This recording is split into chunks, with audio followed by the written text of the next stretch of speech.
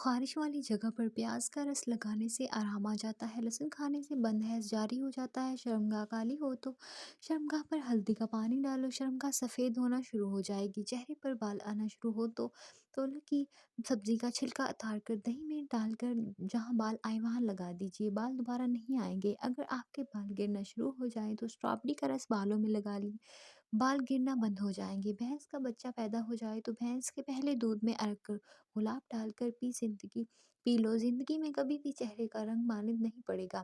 تارا میرا پیس کے اور اسبگول مکس کر کے ہر کھانے کے بعد ایک چمچ کھانے بواسیر اور قبض کے لیے بہترین ٹوٹکا ہے۔ شہد کو سرکہ میں ڈال گھول کر کلیاں کرنے سے دانت اور مسوڑھے مضبوط ہو جاتے ہیں۔ قبض کے دوران کبھی بھی کیلا مت کھائیں ورنہ تمہاری قبض اور بڑھ جائے گی۔ پخانا سخت ہو تو روٹی کی چور بنا کر کھانے سے خوراک جلدی ہضم ہو جاتی ہے اور پیٹ کی دونت بھی نہیں بڑھتی۔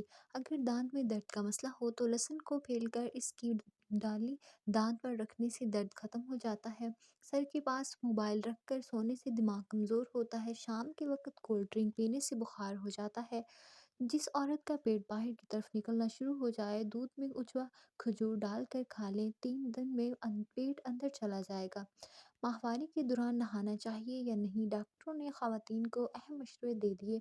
عام طور پر خواتین کو ماہواری کے دوران یہ ہدایت کی جاتی ہے کہ یہ دوران ماہواری بالکل بھی نہ نہائیں اور شروع کے 3 روز بالکل نہ نہائیں، لیکن کسی کو بھی شاید یہ معلوم نہیں ہے کہ ایسا کرنے کی وجہ کیا ہوتی ہے۔ وومنز کارنر سے بچ جانیے، کیا واقعی دوران ماہواری نہانا درست ہے یا نہیں؟ ڈاکٹر اس بارے میں کیا رائے رکھتے ہیں؟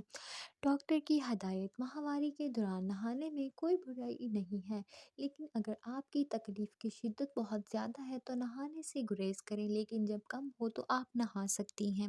ماہواری کے دوران نہاتے وقت گرم پانی کا استعمال کریں اور کوشش کریں کہ نیم گرم پانی میں 1 چمچ نمک بھی ڈال دیں۔